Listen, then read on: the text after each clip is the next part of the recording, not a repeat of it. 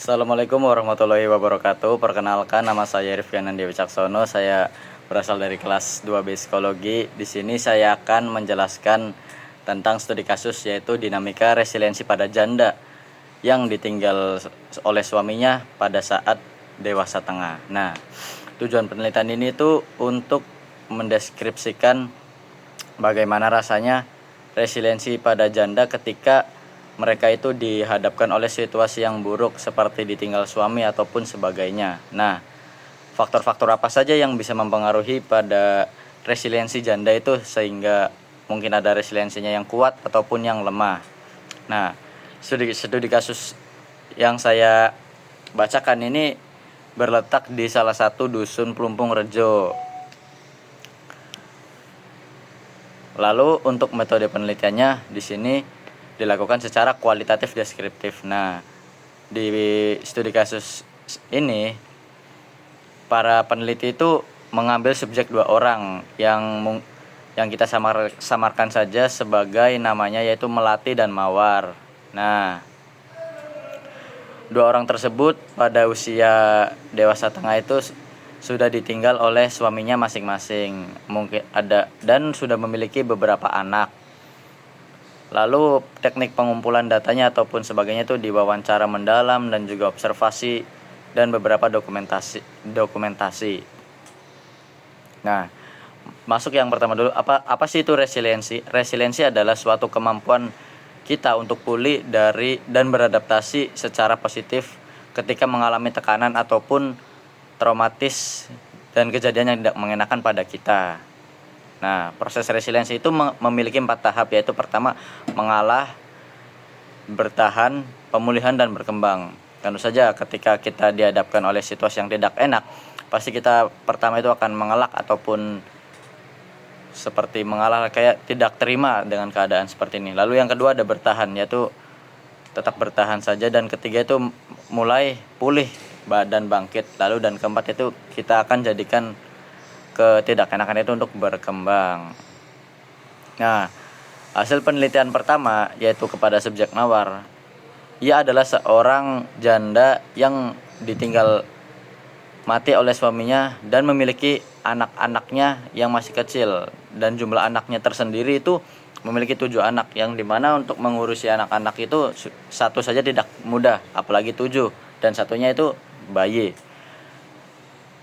Tetapi ketika ia ditinggal oleh suaminya, ia memiliki resiliensi yang tinggi, mampu bertahan, pulih, dan berkembang, didukung oleh faktor internal yaitu optimisme dan komitmen dan religiusitas pada si Mawar tersebut. Jadi walaupun ia ditinggal oleh suaminya dan memiliki 7 anak yang itu banyak sekali, itu tetap saja ia merasa semangat karena bahwasanya dia itu mampu bertahan dan juga pulih untuk berkembang kembali. Lalu juga ada faktor dari eksternal, mungkin didukung oleh tetangga dan juga anak-anak, lalu saudara-saudara seperti lainnya. Nah, kualifikasi dari Mawar tersendiri, dia itu memiliki resiliensi yang tinggi. Akhirnya dia mampu bertahan dan pulih, berkembang lebih cepat.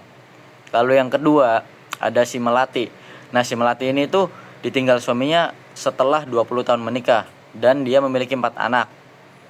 Tetapi si Melati ini dia mengalami fase mengalah lebih lama. Mungkin entah itu dari faktor karena dia menikah yang sudah lama, kayak 20 tahun, ditinggal oleh suaminya, tentu saja itu adalah hal yang sangat berat. Dan dia merasa tidak adil ataupun sedih, mengalah tidak mungkin bahwa suaminya itu telah meninggal. Nah, walaupun dia mengalah lebih lama, tapi dia tetap mampu bertahan dan juga sudah memulai bangkit kembali. Nah, kualifikasi dari si Melati tersendiri, dia itu memiliki resiliensi cukup baik, namun tetap saja dia tetap menyimpan emosi yang negatif karena dia telah mengalami yang namanya ditinggal suami yang dari hidup bersama dengan yang cukup lama. Dia seperti faktor internal kurang kuat, kayak tidak memiliki optimisme yang cukup tinggi dan juga sebagainya. Lalu faktor eksternalnya sendiri, dukungan keluarga dan masyarakat sangat penting dalam proses pemulihannya.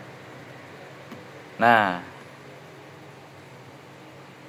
untuk jadi kesimpulannya pada studi kasus ini, dua subjek tersebut itu memiliki resiliensi yang berbeda-beda, walaupun kondisi keluarganya juga berbeda. Ada yang satu lebih berat tapi memiliki resiliensi yang cukup tinggi, dan juga ada yang satu mungkin tidak sama-sama seberat, cuman tidak seberat yang satunya, tetapi memiliki resiliensi yang cukup baik juga. Dan semua itu kembali kepada diri masing-masing, bahwasanya bagaimana kita menghadapi situasi yang terburuk mungkin itu dengan pandangan yang positif. Nah, mungkin beberapa saran alangkah baiknya kita itu tetap harus lebih peduli terhadap kondisi janda, terutama pada sisi ekonomis ataupun mentalnya. Lalu tetap semangat kepada para janda yang ditinggal suaminya. Sekian saja, mungkin kurang lebihnya mohon maaf. Saya Rifki Anandia Wicaksono. Apabila ada salah, mohon maaf sekali lagi. Wassalamualaikum warahmatullahi wabarakatuh.